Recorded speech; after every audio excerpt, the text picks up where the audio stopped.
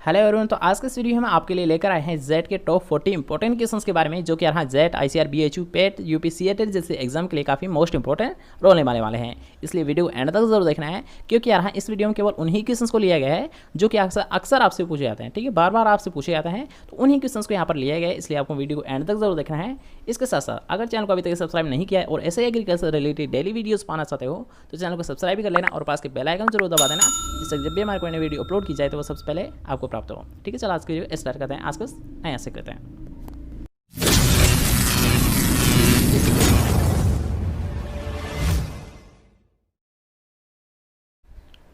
तो आज का हमारा फर्स्ट क्वेश्चन है कि राजस्थान में सबसे महत्वपूर्ण मिट्टी कौन सी होती है। ये आपको बताना है, तो जल्दी से आएंगे कि राजस्थान में सबसे महत्वपूर्ण मिट्टी कौन सी होती है। जलोढ़ होती है, रेगिस्तानी होती है, काली होती है, फिर लाल होती है। जल्दी से आएंगे, राइट आंसर क्या है, ए, बी, सी या फिर डी। जल्दी से आएंगे कि सबसे महत्वपूर्ण मिट्टी कौन सी होती है राजस्थान में। जलोढ़, रेगिस्तानी, काली या फिर लाल। जल्दी से आएंगे।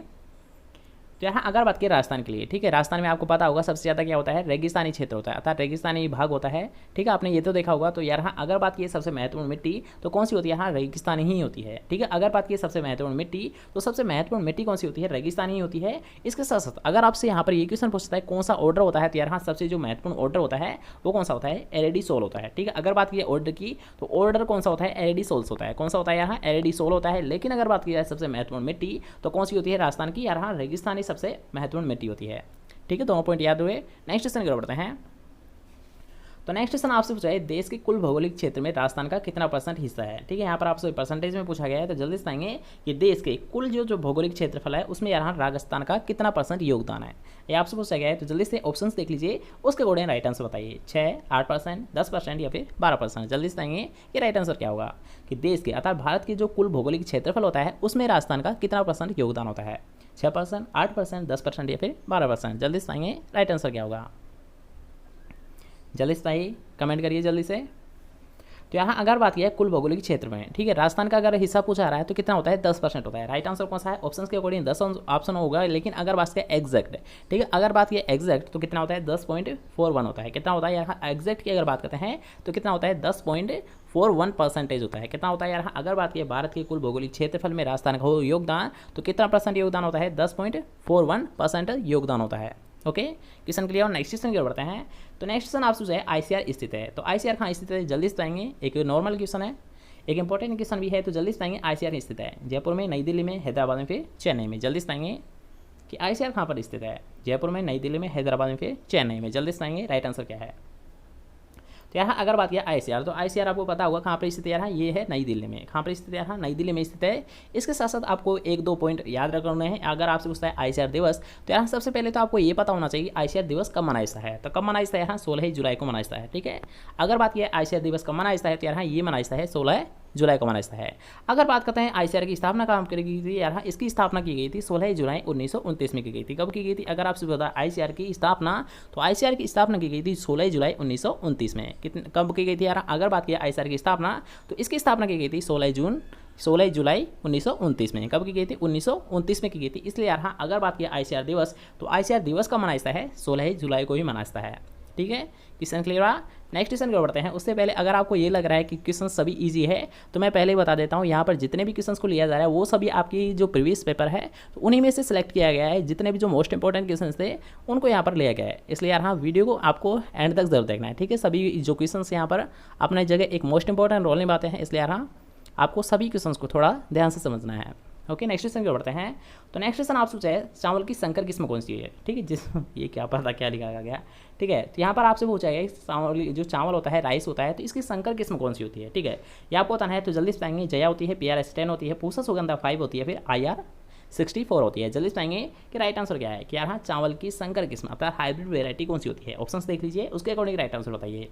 जया होती है, PRS10 होती है, पूसा सुगंधा 5 होती है, फिर IR64 होती है। जल्दी से बताएंगे कि राइट आंसर क्या है, कि चावल की संकर किस्म कौन सी होती है, हाइब्रिड वेरायटी कौन सी होती है। तो नाम से यहाँ अगर बात किया है कौन सी, तो यहाँ ये होती है PRS10। और अगर बात किया इसकी आपको फुल फॉर्म याद है, अगर इसकी आपको फुल फॉर्म याद होगी तो ये क्वेश्चन आप गलत कर ही नहीं सकते, क्योंकि यार अगर बात किया PRS10 तो इसकी फुल फॉर्म क्या होती है, पूसा राइस हाइब्रिड। ठीक है, पूसा राइस हाइब्रिड होती है। क्या होती है PRS10 मतलब पूसा राइस हाइब्रिड। तो हाइब्रिड इसी नाम में ही स्पष्ट हो रहा है। ठीक है, हाइब्रिड मतलब हाइब्रिड वेरायटी है ये। तो राइट आंसर कौन सा है, सेकंड ऑप्शन है, PRS10 एक हाइब्रिड वेरायटी होती है राइस की। ठीक है, क्वेश्चन क्लियर हुआ। नेक्स्ट क्वेश्चन और बढ़ते हैं। तो नेक्स्ट क्वेश्चन आपसे पूछा है भारत में किस फसल में, यार हाँ कि भारत में किस फसल में जीएम किस्मों की व्यावसायिक रूप से खेती की जाए या फिर व्यापारिक रूप से उगाया जाता है। तो यहाँ पर पूछा गया यार हाँ जीएम फसलें, तो जीएम होती क्या है, सबसे पहले आपको ये पता होना चाहिए। ठीक है, जेनेटिकली मॉडिफाइड होती है। क्या होती है, अगर बात की जीएम, तो जीएम फसलें क्या होती है यार हाँ, जेनेटिकली मॉडिफाइड वेराइटी होती है। अर्थात किसमें होती है, मान लीजिए जीएम फसलें, ठीक है, कौन सी होती है, अगर इसका एग्जाम्पल के तौर पर मानते हैं तो जहाँ देखा नहीं, जैसे कि अगर मान लीजिए बीटी कॉटन हुआ, ठीक है, जैसे कि अगर बात करते हैं एग्जांपल के तौर पर समझ सकते हो, बीटी कॉटन क्या होता है, एक जेनेटिकली मॉडिफाइड फसल ही होती है। क्या होती है, जेनेटिकली मॉडिफाइड फसल ही होती है। अगर बात करते हैं जीएम फसलें होती क्या है, ठीक है, तो थोड़ा सा ध्यान से समझना कि अगर आपसे जीएम फसलें, तो जीएम फसलें क्या होती है कि मान लीजिए कोई सा भी प्लांट है, ठीक है, कोई सा भी जीव है या फिर कोई सा भी प्लांट है जिसमें से एक जीव की जीन को या फिर दूसरे जीव की जो जीन होता है उसको क्या होता है यार हाँ, दूसरे जीन में ट्रांसफर कर दिया जाता है। ठीक है, एक जीव, मान लीजिए कोई सा भी जीव है, ठीक है, तो एक जीव है या फिर कोई प्लांट है, तो इसकी जीन को दूसरे पौधे या फिर जीव दूसरे जीव में ट्रांसफर करना ही क्या कहलाता है, जेनेटिकली मॉडिफाइड कहलाता है। और यार हाँ ये क्यों किया जाता है, इसका उद्देश्य क्या होता है, ताकि कुछ रेजिस्टेंस उसमें किया जाए या फिर कुछ मुख्य विशेषता उसको दी जाए। ठीक है, इसलिए ये किया जाता है। डायरेक्ट याद रहा आपको तो ये याद रखना है कि अगर बात की जेनेटिकली मॉडिफाइड वेराइटी या फिर फसलें क्या होती है, तो क्या होती है यार, इसमें जीन को ट्रांसफर कर दिया जाता है किसी दूसरे जीव का। ठीक है, किसी दूसरे जीव का या फिर प्लांट का क्या होता है, उसमें जीन को ट्रांसफर कर दिया जाता है और इसी क्रिया क्या बोला जाता है यार, जेनेटिकली मॉडिफाइड बोला जाता है। ओके, क्वेश्चन क्लियर हुआ, जेनेटिकली मॉडिफाइड बोला जाता है। ठीक है, तो अब क्वेश्चन पर आते हैं। तो क्वेश्चन में आपसे पूछा गया यार हम भारत में किस फसल में जीएम किस्मों को व्यावसायिक रूप से उगाया जाता है। तो यार यहाँ पर आप सोचते हैं भारत में, तो जल्दी से भारत में सबसे ज़्यादा जो जेनेटिकली मॉडिफाइड वेराइटी है अर्थात किस्म है, तो वो किसको लिया जाता है, चावल को लिया जाता है, मक्का को लिया जाता है, कपास को लिया जाता है, फिर सोयाबीन को लिया जाता है। जल्दी से बताएंगे राइट आंसर क्या है, जल्दी से बताएंगे कि सबसे ज़्यादा जो जीएम फसल है उसको किसको ग्रो किया जाता है, चावल को, मक्का को, कपास को या फिर सोयाबीन को। जल्दी से बताएंगे कि राइट आंसर क्या होगा। तो क्या होगा राइट आंसर, जैसे कि हमने अभी बताया था बीटी कॉटन। यार हाँ अगर बात की सबसे ज़्यादा जीएम फसलें तो किसको लिया जाता है, हाँ बीटी कॉटन को ही लिया जाता है, बीटी कॉटन को ही लिया जाता है। ठीक है, राइट आंसर कौन सा है, थर्ड ऑप्शन, जिसने भी कमेंट किया है थर्ड, उसका राइट आंसर, क्योंकि अगर हम बीटी कॉटन, तो बीटी कॉटन को ही सबसे ज़्यादा उगाया जाता है। ठीक है, और बीटी कॉटन में क्या किया गया था, अर्थात ये जीन ट्रांसफर किया गया था, ये क्यों किया गया था, ताकि जो यहाँ कॉटन है तो इसमें क्या हुआ, यानी जो रोग प्रतिरोधक क्षमता, कीटों की प्रति रोग प्रतिरोधक क्षमता विकसित करने के लिए, या फिर आपको ये तो पता होगा यहाँ बीटी कॉटन क्या रोल निभाता है, यानी बीटी कॉटन होता है, अर्थात ये बीटी जो कॉटन में अपना रोल क्या निभाता है, तो यहाँ ये बीटी क्या होता है, जितने भी जो अटैक करते हैं, मान लीजिए कोई इंसेक्ट है तो उसमें क्या करते हैं, उसको डेथ कर देते हैं, उसको मार देते हैं। क्या कर देते हैं यहाँ, अगर मान लीजिए कोई सा भी, ठीक है, बीटी कॉटन है तो बीटी कॉटन का जो प्लांट होता है, अगर मान लीजिए कोई सा भी इंसेक्ट उस पर अटैक करता है तो वो क्या होता है, उस पर क्या होता है, टॉक्सिक प्रभाव दर्शाता है, और टॉक्सिक प्रभाव दर्शाकर क्या होता है, उसे मार देता है। ठीक है, यही काम होता है बीटी कॉटन का। ठीक है, नेक्स्ट क्वेश्चन की ओर बढ़ते हैं। तो नेक्स्ट क्वेश्चन आपसे पूछा है चिकोरी, चिकोरी किस फसल की संबंधित है, अर्थात किस फसल से संबंधित होती है चिकोरी, बाजरा से, बरसीम से, सोयाबीन से या फिर कपास से। जल्दी बताएंगे चिकोरी। तो सबसे पहले आपको ये पता होना चाहिए चिकोरी होती क्या है। ठीक है, चिकोरी होती क्या है ये आपको पता होना चाहिए। तो जल्दी बताएंगे चिकोरी होती क्या है। तो यहाँ सेंचुरियम एंटाइबस, ठीक है, मैं यहाँ पर हिंट दे देता हूँ कि सेंचुरियम एंटाइबस, सेंचुरियम एंटाइबस। तो सबसे पहले आपको ये पता होना चाहिए कि सेंचुरियम एंटाइबस किसका बॉटनिकल नेम होता है, सेंचुरियम एंटाइबस किसका बॉटनिकल नेम होता है। ओके, तो इससे आप क्लियर कर सकते हो इस क्वेश्चन को। तो मैं बता देता हूँ यार, अगर बात की सेंचुरियम एंटाइबस तो ये क्या होती है, कांसनी होती है। क्या होती है, कांसनी होती है। क्या होती है, कांसनी होती है। और यहाँ का जो कांसनी होती है, तो कांसनी को किस नाम से जाना है, चिकोरी के नाम से जाना है। ठीक है, जो कांसनी होती है तो कांसनी को किस नाम से जाना है, चिकोरी के नाम से जाना है। और जिसका क्या होता है यार, हाँ इसका होता है सेंचुरियम एंटाइबस। क्या होता है, इसका बॉटनिकल नेम कांसनी का सेंचुरियम एंटाइबस होता है। ठीक है, तो अब क्वेश्चन पर आइए, यहाँ पर आपसे बताइए चिकोरी किस फसल से संबंधित है, अर्थात यार हाँ कांसनी किस फसल से संबंधित है। जल्दी से पाएंगे। अब आपको किसी प्रकार कोई दिक्कत नहीं होनी चाहिए इस क्वेश्चन में कि बाजरा से संबंधित होती है, बरसीम से संबंधित होती है, सोयाबीन से संबंधित होती है, फिर कपास से संबंधित होती है। जल्दी से पाएंगे कांसनी किससे संबंधित है। तो जिसने भी सेकंड कमेंट किया है, बी कमेंट किया है, उसका राइट आंसर, क्योंकि अगर बात की कासनी, तो कासनी आ रहा है एक मुख्य खरपतवार होता है बरसीम का। किसका होता है, बरसीम का होता है। ओके, नेक्स्ट क्वेश्चन की ओर बढ़ते हैं। तो नेक्स्ट क्वेश्चन आपसे पूछा गया है कि उत्पादन की दृष्टि से, यार उत्पादन की दृष्टि से भारत की सबसे महत्वपूर्ण तिलहनी फसल कौन सी है। ठीक है, यहाँ पर आपसे पूछा है ओएसिड क्रॉप के बारे में। तो जल्दी बताएंगे उत्पादन की दृष्टि से भारत की सबसे महत्वपूर्ण तिलहनी फसल कौन सी होती है। मूंगफली होती है, सोयाबीन होता है, सरसों होती है, फिर तिल होती है। जल्दी बताएंगे, ऑप्शंस के अकॉर्डिंग राइट आंसर आपको बताना है। तो जल्दी बताएंगे उत्पादन की दृष्टि से भारत की सबसे महत्वपूर्ण तिलहनी फसल कौन सी होती है। मूंगफली होती है, सोयाबीन होता है, सरसों होता है, फिर तिल होता है। जल्दी बताएंगे कि राइट आंसर क्या है। उत्पादन की दृष्टि से भारत की सबसे महत्वपूर्ण तिलहनी फसल कौन सी होती है, जल्दी बताइए। तो यहाँ अगर बात किया उत्पादन की दृष्टि से, तो यहाँ भारत की सबसे महत्वपूर्ण तिलहनी फसल कौन सी होती है? सेकंड ऑप्शन राइट आंसर, ठीक है। जिसने भी बी कमेंट किया है उसका राइट आंसर है मूंगफली नहीं होती, बल्कि यहाँ अगर बात किया उत्पादन की दृष्टि से भारत की सबसे महत्वपूर्ण तिलहनी फसल तो कौन सी होती है? सोयाबीन होती है, ठीक है। मूंगफली नहीं होती है, बल्कि क्या होती है? सोयाबीन होती है। ओके, राइट आंसर हुआ। और इसके साथ साथ यहाँ सोयाबीन से एक और क्वेश्चन पूछ सकता है कि सोयाबीन, ठीक है, सोयाबीन क्या होती है यार? इसे दलहनी में रखा जाता है और तिलहनी फसल में भी रखा जाता है। दलहनी फसल, तिलहन, इन दोनों में इसको रखा जाता है। आधार मान लीजिए इसे कैसे क्वेश्चन बनता है कि ऐसी कौन सी फसल है, ठीक है, ऐसी कौन सी फसल है जिसे यहाँ दलहन में भी उगा सकते हैं और तिलहन में भी उगा सकते हैं, तो कौन सी होती है? सोयाबीन होती है। कौन सी होती है? सोयाबीन होती है, ठीक है। इस क्वेश्चन को भी ध्यान रखना, क्योंकि यहाँ ये क्वेश्चन आपसे कई बार पूछा जा चुका है कि ऐसी कौन सी फसल है जिसे यहाँ दलहनी फसल में भी और तिलहनी फसल में भी उगाया जाता है, तो कौन सी होती है? सोयाबीन होता है। ओके, क्वेश्चन क्लियर हुआ। नेक्स्ट क्वेश्चन को बढ़ते हैं। तो नेक्स्ट क्वेश्चन आपसे पूछाइए पादपों को कितने आवश्यक पोषक तत्वों की आवश्यकता होती है? तो ये जो जल्दी से आएंगे कॉमन क्वेश्चन है, 15 की, 16 की, 17 की, फिर 19 की। जल्दी से आएंगे कि कितने जो प्लांट न्यूट्रेंट है इनकी आवश्यकता होती है पादपों को? 15, 16, 17, फिर 18 या 19। जल्दी से आएंगे राइट आंसर क्या है? कितने आवश्यक पोषक तत्वों की आवश्यकता होती है? 15, 16, 17, फिर 19। जल्दी से आएंगे राइट आंसर क्या है? तो यहाँ अगर बात की आवश्यक पोषक तत्व तो कितने होते हैं? 17 की आवश्यकता होती है, ठीक है। पहले जो थे 16 थे, लेकिन अभी जो निकिल की खोज हो गई थी, तो निकिल की खोज होने के बाद क्या होते हैं, अगर बात की यहाँ पादपों को कितने आवश्यक पोषक तत्वों की आवश्यकता होती है, तब आपका राइट आंसर क्या होगा? 17 होगा, ठीक है, 17 होगा, क्योंकि यहाँ एक रिसेंटली डेवलप किया गया था, कौन सा था यहाँ? निकिल था। अगर आपसे पूछता है 17 पोषक तत्व किसे खो दिया गया था, तो 17 पोषक तत्व कौन सा था यहाँ? निकिल था। 17 पोषक तत्व कौन सा था जिसे रिसेंटली हाल ही में खोज की गई थी, वो कौन सा था यहाँ? निकिल था। ओके, नेक्स्ट क्वेश्चन की ओर बढ़ते हैं। तो नेक्स्ट क्वेश्चन आपसे पूछा गया है कि अमोनियम सल्फेट में सल्फर की मात्रा बताइए, ठीक है। यहाँ पर आपसे पूछा गया अमोनियम सल्फेट के बारे में, तो अमोनियम सल्फेट में सल्फर कितना होता है ये आपसे बताएगा ना। जल्दी से बताएंगे सल्फर कितना होता है अमोनियम सल्फेट में?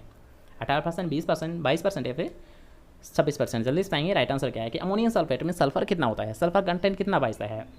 18%, 20%, 22% या फिर 26%। जल्दी से बताएंगे कि राइट आंसर क्या है?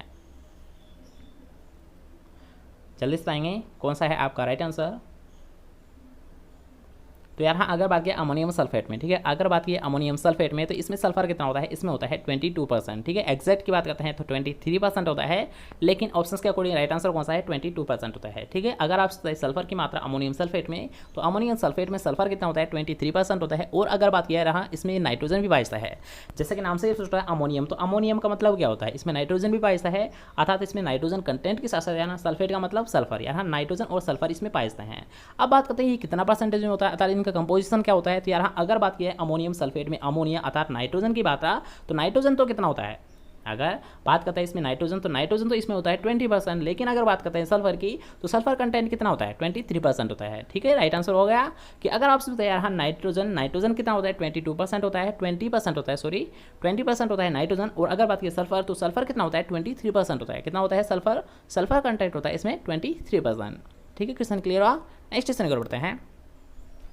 तो नेक्स्ट क्वेश्चन आपसे पूछा है तोरिया और सरसों, ठीक है। तोरिया व सरसों की बीज दर आपको बताने हैं, तो जल्दी बताएंगे कि तोरिया व सरसों की सीड रेट क्या होती है किलोग्राम प्रति हेक्टेयर में आपको बताने हैं। जल्दी बताएंगे 2 से 3 किलोग्राम होती है, 5 से 6 किलोग्राम होती है, 8 से 9 किलोग्राम होती है, फिर 10 से 12 किलोग्राम होती है। जल्दी बताएंगे कि तोरिया और सरसों की सीड रेट क्या होती है प्रति हेक्टेयर? 2 से 3 होती है, 5 से 6 होती है, 8 से 9 होती है, फिर 10 से 12 होती है। जल्दी बताएंगे कि राइट आंसर क्या है कि तोरिया व सरसों की बीज दर क्या होती है? 2 से 3 होती है, 5 से 6 होती है, 8 से 9 होती है, फिर 10 से 12 होती है। जल्दी बताएंगे कि राइट आंसर क्या है? तो यहाँ अगर बात की तोरिया व सरसों की, ठीक है, अगर बात की तोरिया और सरसों की, तो अगर मान लीजिए आपको तोरिया की याद नहीं है, तो आपको ये तो पता होगा कि जो मस्टर्ड होती है, जो सरसों होती है, इसकी सीड रेट क्या होती है? आपको इजीली पता होगा, क्योंकि यार एक कॉमन क्वेश्चन और एक मोस्ट इंपॉर्टेंट क्वेश्चन है। कई बार आपसे एग्जाम पूछा गया है कि सरसों की बीज दर क्या होती है। तो यहाँ अगर मान लीजिए आपको सरसों की बीज दर याद है और अगर मान लीजिए सरसों की नहीं है, तोरिया की आपको याद है, तो इजीली इस क्वेश्चन को आप सोल्व कर सकते हो। तो यहाँ अगर बात की सरसों की, तो सरसों क्या होती है बीज रेट? अगर बात करते हैं सरसों की, तो सरसों क्या होती है? 5 से 6 होती है, अतः राइट आंसर कौन सा है? Second option. अगर बात किया तोरिया और सरसों की सीड रेट, तो इतनी कितनी होती है? 5 से 6 किलोग्राम प्रति हेक्टेयर होती है। कितनी होती है? 5 से 6 किलोग्राम प्रति हेक्टेयर होती है। ओके, नेक्स्ट क्वेश्चन की ओर बढ़ते हैं। तो नेक्स्ट क्वेश्चन आपसे एट्राजिन एक शाकनाशी होता है, अर्थात एट्राजिन का सबसे ज्यादा किस फसल में प्रयोग किया जाता है? ये आपसे पूछा गया, जल्दी से पाएंगे एट्राजिन, ठीक है। एट्राजिन का सबसे ज्यादा प्रयोग किस में किया जाता है? धान में, सूरजमुखी में, कपास में, फिर गन्ना में। जल्दी से पाएंगे राइट आंसर क्या है? जल्दी से बताएंगे ए, डी, सी या फिर डी। एट्राजिन का सबसे ज़्यादा प्रयोग किस में किया जाता है? धान में, सूरजमुखी में, कपास में, फिर गन्ना में। तो यार अगर बात करें एट्राजिन, ठीक है, एट्राजिन के बारे में हमने पहले बताया था आपको मक्का में इसका सबसे ज़्यादा प्रयोग कैसा है, ठीक है, लेकिन यहाँ पर आपको ऑप्शन में ही नहीं देखने को मिल रहा है मक्का, तब आपका राइट आंसर क्या होगा। तो यहाँ अगर बात की मेजर, तो यहाँ जो एट्राजिन का प्रयोग कैसा है हर्बिसाइड के रूप में अथवा वीडिसाइड के रूप में सबसे ज़्यादा प्रयोग कैसा है मक्का फसल में, लेकिन यहाँ पर आपको ऑप्शन में ही नहीं देखने को मिल रहा है मक्का, तब आपका राइट आंसर होगा यहाँ गन्ना, ठीक है। अगर बात किया मक्का और गन्ना, तो मक्का और गन्ना में दोनों में क्या होता है यहाँ, अगर बात की जाए वीडिसाइड, तो वीडिसाइड के रूप में किसका प्रयोग कैसा है यहाँ, एट्राजिन का प्रयोग कैसा है, किसका प्रयोग कैसा है, एट्राजिन का ही प्रयोग कैसा है, ठीक है। सबसे ज़्यादा अगर पूछा जाता है मक्का, और अगर बात की मक्का आपको ऑप्शन में नहीं देखने को मिलता है, तब आपका राइट आंसर क्या होगा, गन्ना। ओके, नेक्स्ट क्वेश्चन की ओर बढ़ते हैं।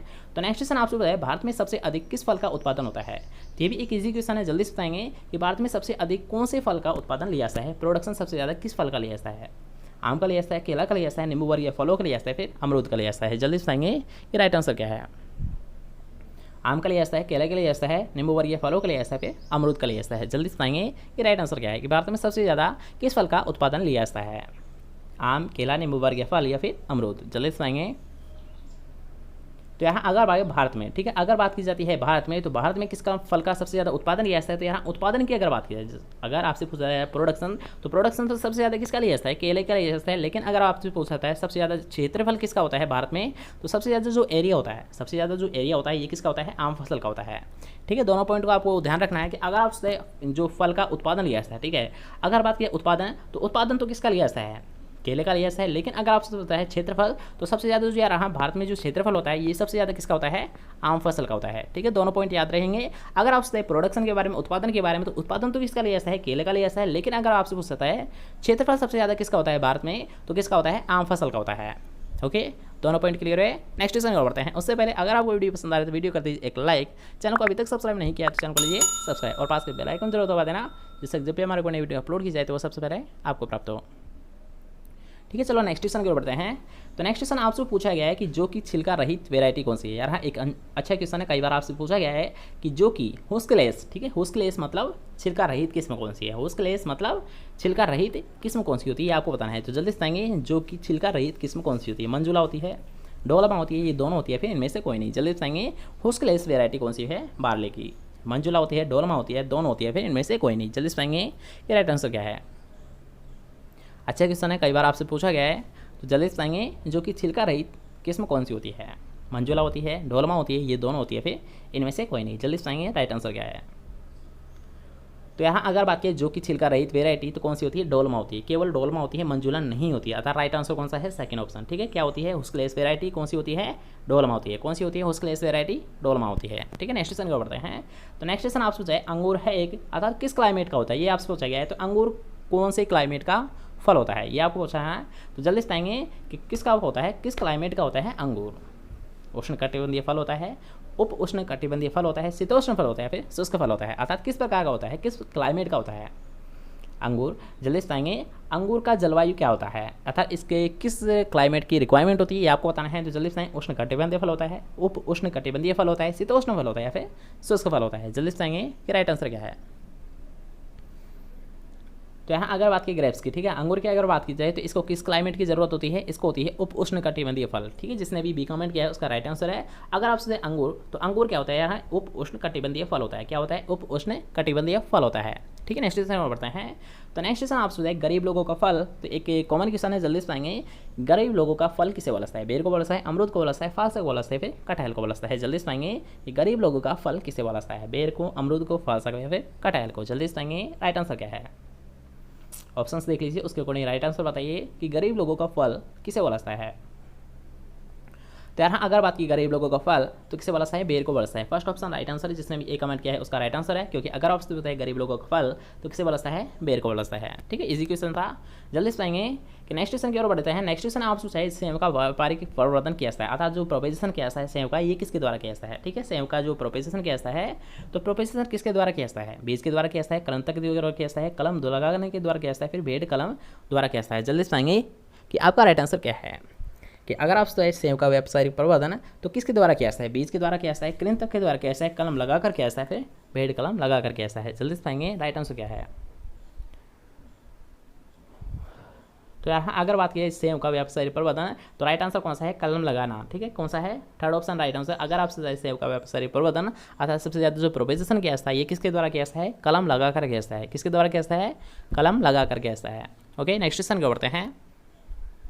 तो नेक्स्ट क्वेश्चन आपसे पूछा है पपीते का कौन सा भाग खाया जाता है। एक मोस्ट इंपॉर्टेंट क्वेश्चन है यहाँ, कई बार आपसे एग्जाम में पूछा गया है कि पपीते का कौन सा भाग खाया जाता है। ठीक है, एडिबल पार्ट कौन सा होता है, पपाया का एडिबल पार्ट कौन सा है, ये आपसे पूछा गया है। तो जल्दी से पाएंगे एडिबल पार्ट कौन सा होता है, पपाया का। फल विधि होती है, मध्य फल विधि होती है, अंतः फल विधि होती है, फिर बीज पत्र होता है। जल्दी से पाएंगे कि पपीते का कौन सा भाग खाया जाता है, फल विधि को खाया जाता है, मध्य फल विधि को खाया जाता है, अंतः फल विधि को खाया जाता है, फिर बीज पत्र को खाया जाता है। जल्दी से पाएंगे राइट आंसर क्या है।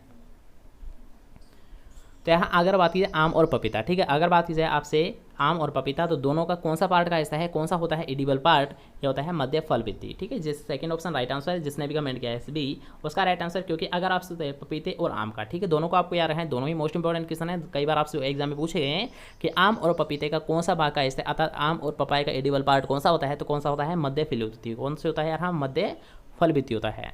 ओके, नेक्स्ट क्वेश्चन को बढ़ते हैं। तो नेक्स्ट क्वेश्चन आपसे जाने निम्न में से आम की संकर किस्म कौन सी है। तो जल्दी से पाएंगे हाइब्रिड वैरायटी कौन सी होती है, आम्रपाली होती है, केसर होती है, अल्फांसो होती है, फिर फजली होती है। जल्दी से पाएंगे कि आम की संकर किस्म कौन सी होती है, आम्रपाली होती है, केसर होती है, अल्फांसो होती है, फिर फजली होती है। जल्दी से पाएंगे कि राइट आंसर क्या है। तो यहाँ अगर बात करें निम्न में से, ठीक है, तो आम की संकर किस्म कौन सी है, जल्दी से बताएंगे। तो इसका राइट आंसर यहाँ फर्स्ट ऑप्शन। ठीक है, अगर बात करें आम की संकर किस्म आता है हाइब्रिड वैरायटी, तो कौन सी होती है, आम्रपाली होती है।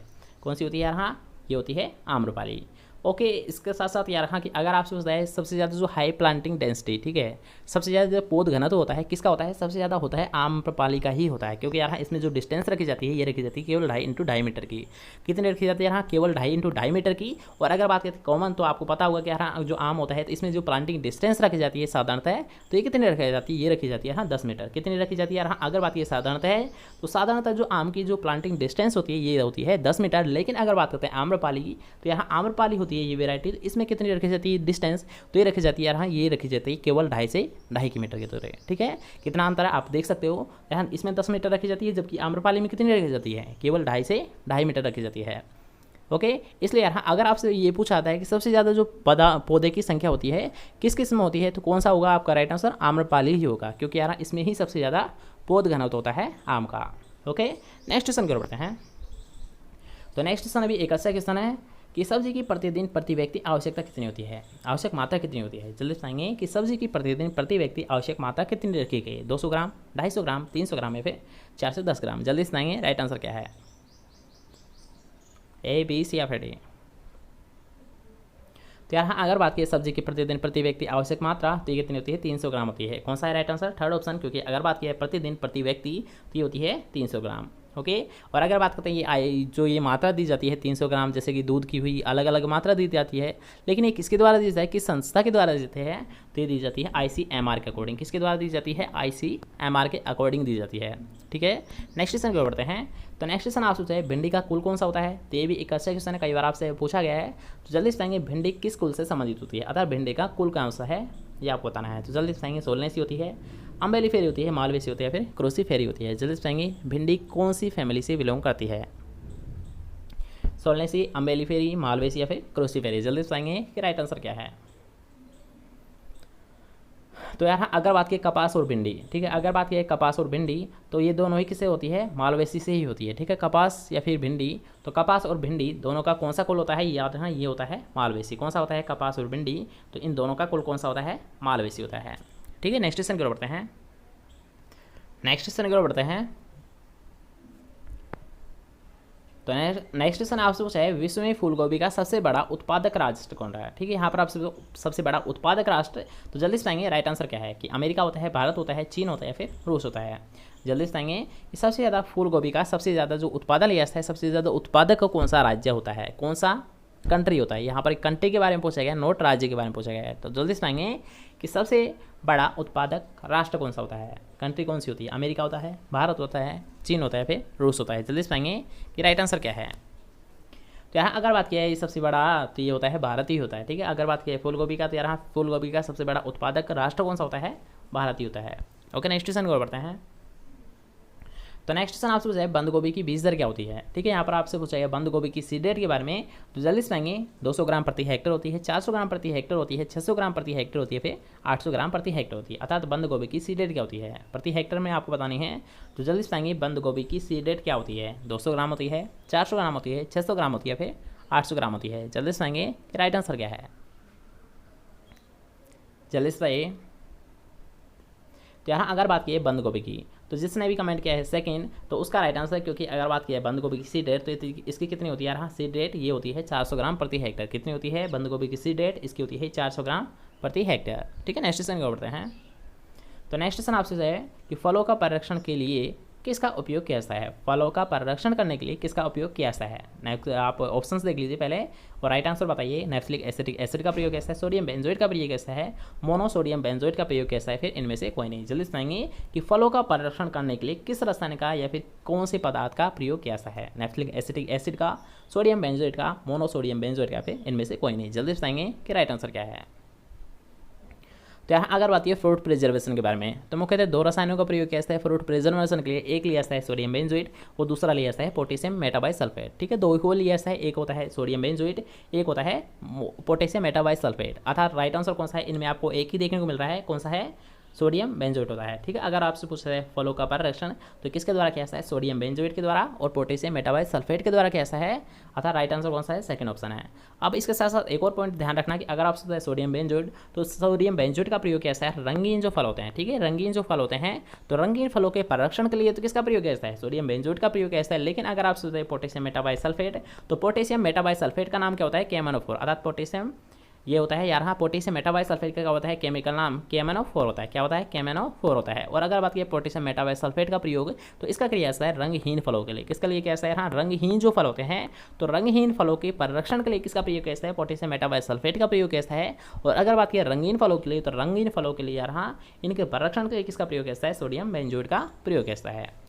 ठीक है, क्वेश्चन समझ आ गया। नेक्स्ट क्वेश्चन को बढ़ते हैं। तो नेक्स्ट क्वेश्चन आपसे है राजस्थान में किस पशु का सबसे बड़ा योगदान है। ठीक है, यानी सबसे ज़्यादा जो पशु संख्या होती है किसकी होती है, ये आपको बताना है। तो भेड़ की होती है, बकरी की होती है, भैंस की होती है, फिर गौ पशु की होती है। जल्दी बताएंगे कि राइट आंसर क्या है कि राजस्थान में किस पशु का सबसे बड़ा योगदान होता है। अर्थात सबसे ज़्यादा जो संख्या होती है किस पशु की होती है, भेड़ की होती है, बकरी की होती है, भैंस की होती है, फिर गौ पशु की होती है। जल्दी बताएंगे कि राइट आंसर क्या है। तो कौन सा होता है यार, हाँ, जिसने भी कमेंट किया है बी, उसका राइट आंसर है। क्योंकि अगर आपसे पूछता है सबसे ज़्यादा, तो सबसे ज़्यादा होती है बकरी। और अगर बात करते हैं कितना, यहाँ जितने भी जो टोटल एनिमल होते हैं, ठीक है, भारत में या राजस्थान में जितने भी जो होते हैं एनिमल, तो उनका यहाँ 35%। ठीक है, उनका टोटल का कितना 35% यार, हाँ, कितनी होती है बकरियाँ, 35% होती है। कितनी होती है, 35% के समथिंग होती है। ओके, क्वेश्चन क्लियर हुआ। सबसे ज़्यादा यहाँ राजस्थान में कौन सा पशु पाइसा है, बकरी पाइसी है, जो कि यहाँ टोटल जो होते हैं पशु, तो उनका 35% होता है। कितना होता है, 35% होता है। ओके, नेक्स्ट क्वेश्चन को बढ़ते हैं। तो नेक्स्ट क्वेश्चन आपसे पूछा है मनुष्य में मांस से किस रोग का संचरण हो सकता है। अतः यहाँ पर आपसे पूछा है मांस के द्वारा किसका ट्रांसमिशन हो सकता है। ऐसा कौन सा रोग है जिसके यहाँ मांस खाने से क्या होता है, ट्रांसमिशन हो सकता है, संचरण हो सकता है। ऑप्शन आप देख सकते हो, एंथ्रेक्स रोग, तपेदिक रोग, बोटुलिज्म या फिर उपरोक्त सभी। चलिए समझेंगे राइट आंसर क्या है कि मनुष्य में मांस से कौन सा रोग फैल सकता है, कौन सा रोग संचरित हो सकता है, ट्रांसमिशन हो सकता है। एंथ्रेक्स रोग, तपेदिक रोग, बोटुलिज्म या फिर उपरोक्त सभी। जल्दी समझेंगे राइट आंसर क्या है। तो यहाँ अगर बात की है कौन सा रोग, तो यहाँ ये सभी रोग। जिसने भी फोर्थ ऑप्शन दिया है उसका राइट आंसर। क्योंकि अगर बात की है ट्रांसमिशन अर्थात संचरण की, तो कौन सा हो सकता है, यहाँ एंथ्रेक्स भी फैल सकता है, तपेदिक भी फैल सकता है और बोटुलिज्म भी फैल सकता है। अतः राइट आंसर कौन सा है, फोर्थ ऑप्शन। ठीक है, नेक्स्ट क्वेश्चन करते हैं। तो नेक्स्ट क्वेश्चन आपसे पूछा गया है कि श्वेत गिरनार किसका प्रमुख हानिकारक कीट होता है। तो आपको इजीली पता होगा, एक कॉमन क्वेश्चन है श्वेत गिरनार। तो जल्दी सुनाएंगे श्वेत गिरनार किसका प्रमुख हानिकारक कीट होता है। धान का होता है, गेहूं का होता है, मूंगफली का होता है, फिर सरसों का होता है। जल्दी सुनाएंगे कि राइट आंसर क्या है कि श्वेत गिरनार किसका प्रमुख हानिकारक कीट होता है। धान का होता है, गेहूं का होता है, मूंगफली का होता है, फिर सरसों का होता है। जल्दी बताएंगे कि राइट आंसर क्या है कि श्वेत गिरनार किसका प्रमुख हानिकारक कीट होता है। तो यहाँ एक अच्छा क्वेश्चन है, कई बार आपसे एग्जाम में पूछा भी गया है कि अगर आपसे श्वेत गिरनार, तो श्वेत गिरनार किसका होता है यार, हाँ, ये होता है मूंगफली का। किसका होता है, मूंगफली का होता है। ठीक है, नेक्स्ट क्वेश्चन और बढ़ते हैं। तो नेक्स्ट क्वेश्चन आपसे पूछा गया, ये भी एक अच्छा क्वेश्चन यार, अगर आपसे जापानीज इम्प्रूव, ठीक है, मोस्ट पॉपुलर वैरायटी है, तो ये किसकी होती है, ये आपको बताना है। तो जल्दी बताएंगे कि जापानीज इम्प्रूव किसकी एक मोस्ट पॉपुलर वैरायटी होती है। फूलगोभी की होती है, गाजर की होती है, टमाटर की होती है, फिर बैंगन की होती है। जल्दी बताएंगे कि राइट आंसर क्या है कि जापानीज इम्प्रूव किसकी एक इम्प्रूव या फिर इम्प्रूवमेंट या फिर उन्नत व्यवसाय में होती है, वेरायटी होती है, ये आपको बताना है। तो जल्दी बताएंगे कि जापानीज इम्प्रूव किसकी वेरायटी होती है, फूलगोभी की, गाजर की, टमाटर की, फिर बैंगन की। जल्दी बताएंगे कि राइट आंसर क्या है। ऑप्शन देख लीजिए, उसके अकॉर्डिंग राइट आंसर बताइए कि जापानीज इम्प्रूव्ड किसकी होती है। तो यहाँ अगर बात की जापानीज इम्प्रूव्ड तो ये किसकी होती है, फूल गोभी की होती है। किसकी होती है, फूल गोभी की होती है। ठीक है, नेक्स्ट क्वेश्चन की ओर बढ़ते हैं। तो नेक्स्ट क्वेश्चन आपसे पूछा गया है कि गन्ने की बुआई के लिए मुख्यतः कितनी आंख वाले टुकड़ों का प्रयोग कैसा है। तो यहाँ अगर बात की है कितने आंख वाले, तो सबसे पहले आपको ये पता होगा यहाँ की जो गन्ने की जो सीड रेट रखी जाती है ये यहाँ टुकड़ों में रखी जाती है। ठीक है, जो सीड रेट होती है गन्ने की बुआई के लिए तो ये किस में रखी जाती है, टुकड़ों में रखी जाती है। और टुकड़ों को यहाँ आँख के नाम से भी जाना सा है, जो टुकड़े होते हैं इन्हें आँख के नाम से जाना सा है। तो यहाँ पर आपसे ये पूछा गया यहाँ जो टुकड़े होते हैं, याद हाँ ये टुकड़े होते हैं तो ये कितनी आँख वाले सबसे ज़्यादा मुख्यतः प्रयोग किया जाता है। ठीक है, मुख्यतः आपको बताना है। वैसे अगर बात करते हैं तो 2 या 3 वाली दोनों का यूज़ करते हैं, लेकिन मुख्यतः किसका प्रयोग करते हैं ये आपको बताना है। तो जल्दी से पाएंगे राइट आंसर क्या है कि 1 2 3 या फिर 4। जल्दी से पाएंगे 1 2 3 या फिर 4। जल्दी से पाएंगे कि कितनी आँख वाले टुकड़ों का सामान्यतः प्रयोग किया जाता है। तो यहाँ अगर बात की है राइट आंसर कौन सा है, थर्ड ऑप्शन। क्योंकि अगर बात की है सामान्यतः तो यहाँ सबसे ज़्यादा जो यूज़ किया जाता है वो किया जाता है 3 आँख वाले। ठीक है, 3 आँख वाले जो टुकड़े होते हैं वो राइट आंसर है। क्योंकि यहाँ सबसे ज़्यादा प्रयोग तो सबसे ज़्यादा किया जाता है 3 आँख वालों का। और अगर बात किया प्रयोग किसका किया जाता है तो यहाँ 2 और 3 दोनों का प्रयोग किया जाता है। ठीक है, 2 आँख वाले और 3 आँख वाले दोनों टुकड़ों का प्रयोग किया जा सकता है। लेकिन अगर बात की सामान्यतः तो यहाँ सामान्यतः सबसे ज़्यादा यूज़ करता है 3 आँख वाले टुकड़ों का। Okay, question clear. Next question कर बढ़ते हैं।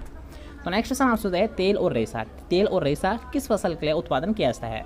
अर्थात यहाँ तेल और रेशा दोनों एक साथ आपको प्राप्त करना है, ऐसी कौन सी फसल है ये आपको बताना है। तो जल्दी से कहेंगे, मोस्ट इंपॉर्टेंट क्वेश्चन है। कई बार आपसे पूछा गया है कि तेल और रेशा के लिए किस फसल का उत्पादन किया जाता है, तारा मीरा, अलसी, मसूर या फिर मूंगफली। जल्दी से कहेंगे तेल रेशा किस फसल का उत्पादन किया जाता है, तारा मीरा से, अलसी से, मसूर से या फिर मूंगफली से। जल्दी से कहेंगे कि राइट आंसर क्या है। सोच समझ के बताना कि यहाँ ऐसी कौन सी फसल है जिसमें यहाँ तेल और रेशा दोनों प्राप्त किए जा सकते हैं। तो कौन सी यहाँ अगर बात की राइट आंसर, तो जिसने भी बी कमेंट किया है उसका राइट आंसर। अगर बात किया तेल और रेशा तो यहाँ अलसी से तेल भी प्राप्त किया जाता है और रेशा भी प्राप्त किया जाता है। इसलिए यहाँ अगर आप सोचते हैं तेल और रेशा ऐसी कौन सी फसल है तो कौन सी होती है, अलसी होती है, जिससे यहाँ ऑयल भी प्राप्त किया जाता है और जो फाइबर होता है ये भी प्राप्त किया जा सकता है। ठीक है, दोनों एक साथ प्राप्त किए जा सकते हैं। ओके, नेक्स्ट क्वेश्चन कर बढ़ते हैं। तो नेक्स्ट क्वेश्चन आपसे पूछा है फल से सुप्त अवस्था। आता है यहाँ जो फ्रूट डोरमेंसी होती है ये किस में पाई है, डोरमेंसी कंडीशन होती है, आपने पढ़ा होगा। तो डोरमेंसी किस में पाई है ये आपको बताना है। आम में होती है, आंवले में होती है, अनार में होती है, फिर बेर में होती है। जल्दी से आएंगे कि फल से सुप्त अवस्था किस में पाई है, आम में होती है, आंवले में होती है, अनार में होती है, फिर बेर में होती है। जल्दी से आएंगे ये राइट आंसर क्या है कि फल सुसुप्त अवस्था किस में देखने को मिलती है, आम में, आंवला में, अनार में, फिर बेर में। जल्दी से आएंगे ये राइट आंसर क्या है। तो यहाँ अगर बात की है फल सुसुप्त अवस्था की, ठीक है, जो डोरमेंसी पाइस है ये पाइस है सेकंड ऑप्शन, राइट आंसर है। आंवले में पाइस है, किस में पाइस है, आंवले में पाइस है। ठीक है, नेक्स्ट क्वेश्चन बढ़ते हैं। तो नेक्स्ट क्वेश्चन आपसे पूछा है केटफिश एक विकार होता है। ठीक है, केटफिश एक आपने पढ़ा होगा यहाँ एक मोस्ट पॉपुलर डिजीज होती है, ये किसकी होती है ये आपसे पूछा गया है। ठीक है, तो इसका तो सबसे पहले आपको एक पॉइंट ध्यान रखना है, क्या होता है यहाँ केटफिश क्या होता है, एक फिजिकल डिसऑर्डर होता है, एक दैहिक विकार होता है। क्या होता है, एक फिजिकल डिसऑर्डर होता है, एक दैहिक विकार होता है। अब आपको यहाँ पर ये बताना है कि जो दैहिक विकार होता है, फिजिकल डिसऑर्डर होता है, ये किस फसल का होता है ये आपको बताना है। तो जल्दी से आएंगे भिंडी का होता है, टमाटर का होता है, फूल गोभी का होता है, फिर प्याज का होता है। जल्दी से आएंगे कि केटफिश किसका विकार होता है, भिंडी का होता है, टमाटर का होता है, फूल गोभी का होता है, फिर प्याज का होता है। जल्दी से आएंगे कि राइट आंसर क्या है। जल्दी से बताइए केटफिश किसका होता है। तो यहाँ अगर बात की केटफिश तो किसका होता है, ये होता है एक फिजिकल डिसऑर्डर टमाटर का होता है। किसका होता है, टमाटर का होता है। ठीक है, मोस्ट इंपॉर्टेंट क्वेश्चन है। अगर आप केटफिश तो किसका होता है, टमाटर का होता है। ठीक है, नेक्स्ट क्वेश्चन को बढ़ते हैं। तो नेक्स्ट क्वेश्चन आपसे पूछा है एगमार्क कानून, तो ये भी एक अच्छा क्वेश्चन, कई बार आपसे रिपीटेड क्वेश्चन है ये। तो जल्दी से बताएंगे एगमार्क कानून कब दिया गया था या कब पारित किया गया था, 1937 में, 1955 में, 1975 में या फिर 1986 में। जल्दी से बताएंगे कि राइट आंसर क्या है कि एगमार्क कानून कब दिया गया था, कब पारित किया गया था, 1937 में, 1955 में, 1975 में या फिर 1986 में। जल्दी से बताएंगे राइट आंसर क्या है। ऑप्शंस देख लीजिए, उसके अकॉर्डिंग राइट आंसर बताइए। तो यहाँ अगर बात करें एगमार्क कानून तो ये दिया गया था 1937 में। ठीक है, जिसने भी फर्स्ट ऑप्शन बताया उसका राइट आंसर है। अगर आप सोचते हैं एगमार्क कानून तो ये दिया गया था 1937 में। कब दिया गया था, यहाँ 1937 में दिया गया था। याद रखना, कई बार आपसे पूछा गया है कि एगमार्क कानून कब दिया गया था, ये दिया गया था 1937 में। कब दिया गया था, 1937 में दिया गया था। ठीक है, नेक्स्ट क्वेश्चन का उठते हैं। तो नेक्स्ट क्वेश्चन आप सोचिए विथेनिन, तो विथेनिन किस में पाया है। तो आपको अगर मान लीजिए इसकी हिंट है कि यार हाँ कि अगर मान लीजिए ये जो भी आपको क्रॉप दे रखी है इसके अगर आपको बॉटनिकल नेम याद है तो ये क्वेश्चन आप इजीली सोल्व कर सकते हो।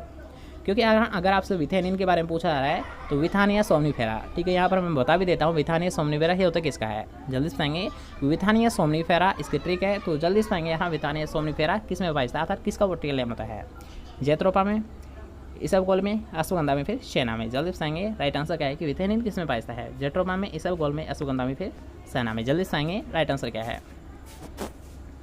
तो यहाँ अगर बात की विथेनिन की, तो सबसे पहले आपको ये पता होना चाहिए यहाँ विथेनिन, तो यहाँ अश्वगंधा का नाम होता है। विथानिया सोमनिफेरा किसका होता है यहाँ विथानिया सोमनिफेरा। तो विथानिया सोमनिफेरा किसका होता है बॉटनिकल नेम, ये होता है यहाँ अश्वगंधा। किसका होता है अश्वगंधा का होता है।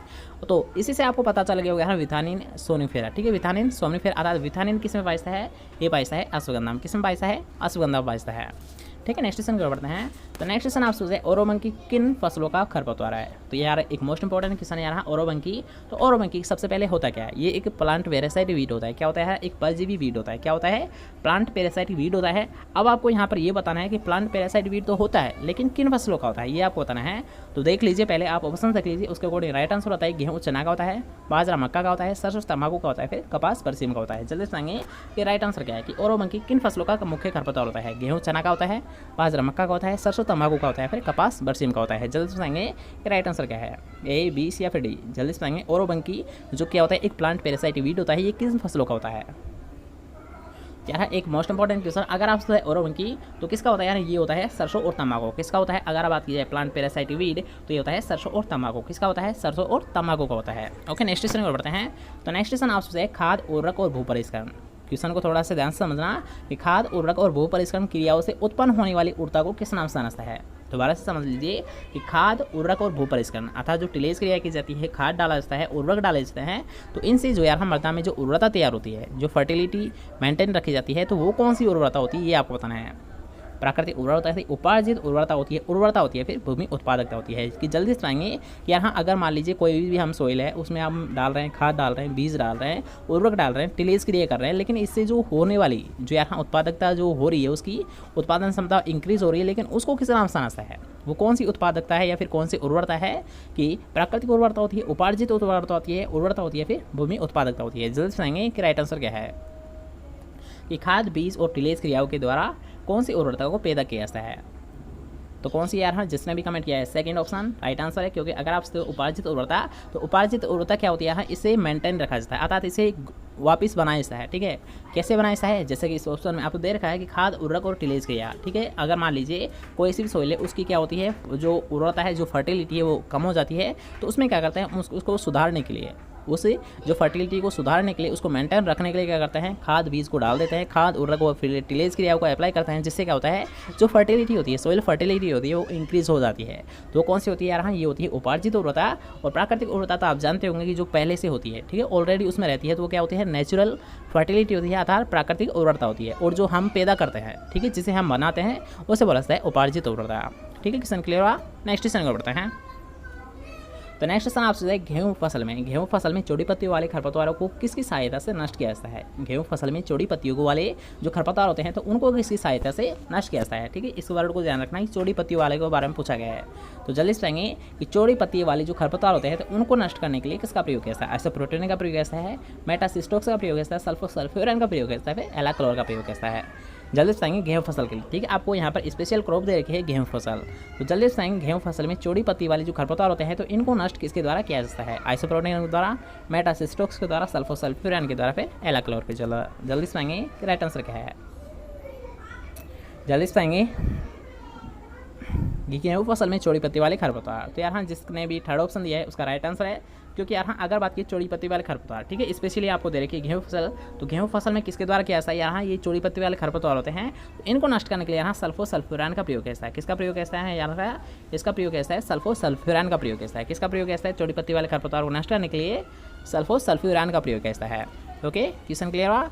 इसके साथ साथ यार हाँ मेट सल्फ्यूरान भी आपको देखने को मिल सकता है। ठीक है, अगर आपको मान लीजिए यहाँ पर सल्फोसल्फ्यूरान नहीं देखने को मिलता है, तो इसका राइट आंसर क्या हो सकता है यार, हाँ मेट सल्फ्यूरान भी हो सकता है। ठीक है, मेट सल्फ्यूरान और सल्फोसल्फ्यूरान, इन दोनों का प्रयोग यहाँ चौड़ी पत्ती वाले खरपतवारों को नष्ट करने के लिए किया जाता है गेहूं फसल में।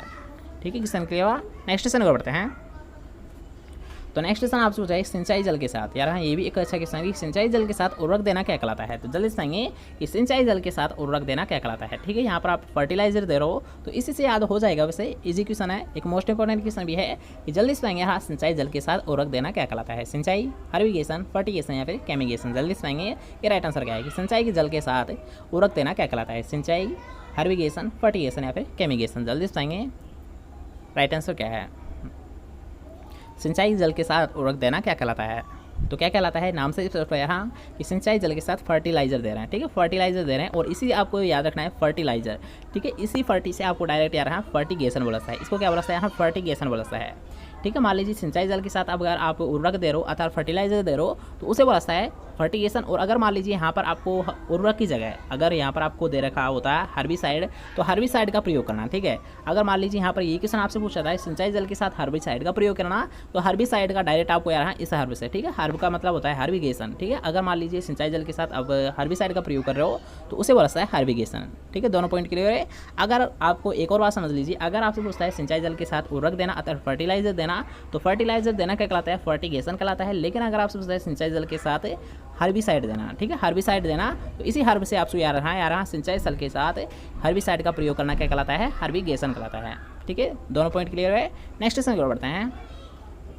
तो नेक्स्ट क्वेश्चन आपसे पूछा गया है, तो नेक्स्ट क्वेश्चन आपसे पूछा है 40 किलोग्राम नाइट्रोजन देने के लिए डीएपी की कितनी मात्रा प्रयोग करते हैं, ठीक है। यहाँ पर आपसे पूछा है 40 किलोग्राम नाइट्रोजन, ठीक है। यहाँ पर आपको इस मात्रा को जरूर ध्यान रखना है कि 40 किलोग्राम नाइट्रोजन आपको देनी है और किसके द्वारा देनी है, डीएपी के द्वारा देनी है। अर्थात आप डीए की मात्रा कितनी यूज़ करोगे जिससे कि यहाँ 40 किलोग्राम नाइट्रोजन प्राप्त होता है, ठीक है। क्वेश्चन को थोड़ा सा समझिए, उसके अकॉर्डिंग राइट आंसर बताइए। जैसे कि आप ऑप्शन में देख सकते हो यार 40 किलोग्राम आपको नाइट्रोजन प्राप्त करनी है, ठीक है, और डीएपी की मात्रा आपको कितनी अप्लाई करनी है, 100 किलोग्राम, 200 किलोग्राम, 222 किलोग्राम या फिर 300 ग्राम। जल्दी बताएंगे कि राइट आंसर क्या है, कि 100, 200, 222 या फिर 300 ग्राम। जल्दी बताएंगे 300 किलोग्राम, सॉरी ग्राम में नहीं, यहाँ पर किलोग्राम में है सभी। तो जल्दी बताएंगे यहाँ 40 किलोग्राम आपको नाइट्रोजन देनी है, तो डीएपी की मात्रा कितनी आप अप्लाई करोगे। जल्दी बताएंगे राइट आंसर क्या है। थोड़ा सा हल्ला हो रहा है, वैसे यहाँ पर क्लास आज मिस हो जाती है इसलिए मैं बना रहा हूँ, कोई दिक्कत नहीं होनी चाहिए, ठीक है। यहाँ पर थोड़ा हल्ला है, बच्चे हैं इसलिए क्लास मिस नहीं हो, मैं बना रहा हूँ फिर भी। लेकिन यहाँ पर आपको क्वेश्चन पर आइए, आप तो क्वेश्चन में आपसे पूछिए यहाँ कि 40 किलोग्राम नाइट्रोजन देने के लिए, ठीक है, 40 किलोग्राम नाइट्रोजन देने के लिए तो यहाँ डीएपी की मात्रा, तो सबसे पहले आपको ये पता होना चाहिए डीएपी में नाइट्रोजन होता कितना है। तो हमने कई बार आपको बताया है कि डीएपी में अगर आपसे पूछता है तो डीएपी में नाइट्रोजन कितना होता है, ये होता है 18%, कितना होता है 18%, ठीक है। तो इसे आप कैसे कैलकुलेट करोगे, ठीक है, तो इसे आप ऐसे कैलकुलेट कर सकते हो। मान लीजिए 100 किलोग्राम आप जब यूज़ करते हो, ठीक है, जब यार हाँ 100 किलोग्राम आप डीएपी देते हो तो उससे कितना प्राप्त होता है, 18% होता है। अगर मान लीजिए 200 दे रहे हो तो 200 से कितना होगा, 18 प्लस ऐड और कर दीजिए, अर्थात दोनों मिलाकर कितना हुआ, 36 हुआ, अर्थात 40 तो नहीं हुआ आपका। लेकिन अगर आप मान लीजिए थर्ड ऑप्शन अगर आप करते हैं तो राइट आंसर कौन सा है, थर्ड ऑप्शन। कैसे, जैसे कि हमने अभी बताया यहाँ अगर बात की 100 किलोग्राम तो 100 किलोग्राम से कितना बनता है, यहाँ 18% पड़ता है। अगर बात की जाए 200 किलोग्राम तो 200 से कितना होगा, 36 ग्राम हो जाएगा, यानी 36 किलोग्राम हो जाएगा। और हमें मात्रा कितनी अप्लाई करनी है यहाँ 40 किलोग्राम, तो उसमें 22 किलोग्राम और ऐड कर देंगे जिससे क्या होगा 40 ग्राम नाइट्रोजन प्राप्त हो जाएगी। अर्थात राइट आंसर कौन सा है, अगर आपसे पूछता है 40 ग्राम नाइट्रोजन देने के लिए डीएपी की मात्रा, तो डीएपी की मात्रा हम कितनी अप्लाई करेंगे, 222 किलोग्राम करेंगे। कितनी करेंगे, 222 किलोग्राम करेंगे, ठीक है। क्वेश्चन समझ आ गया। और यहाँ पर एक और पॉइंट ध्यान रख लीजिए, अगर आपसे डीएपी में पूछा था नाइट्रोजन, तो नाइट्रोजन कितना होता है, 18% होता है। और अगर बात की फास्फोरस तो फास्फोरस कितना होता है, 46% होता है, ठीक है। अगर बात की नाइट्रोजन डीएपी में डाई अमोनियम फास्फेट में नाइट्रोजन, तो नाइट्रोजन कितना होता है, 18% होता है। और अगर बात की जाए फास्फोरस तो फास्फोरस कितना होता है, 46 होता है, कितना होता है, 46% होता है। ओके, क्वेश्चन क्लियर हुआ। नेक्स्ट क्वेश्चन को बढ़ते हैं। तो नेक्स्ट क्वेश्चन आप पूछा है 96 किलोग्राम नाइट्रोजन देने के लिए यूरिया की मात्रा का प्रयोग कैसा है, 96, ठीक है, 96 किलोग्राम आपको देना है। तो जल्दी बताएंगे कितनी यूरिया की आप मात्रा अप्लाई करोगे। जैसा कि हमने अभी सॉल्व किया था ऐसे ही इसको करना है। तो जल्दी बताएंगे यूरिया की मात्रा कितनी आप अप्लाई करोगे 96 किलोग्राम नाइट्रोजन देने के लिए।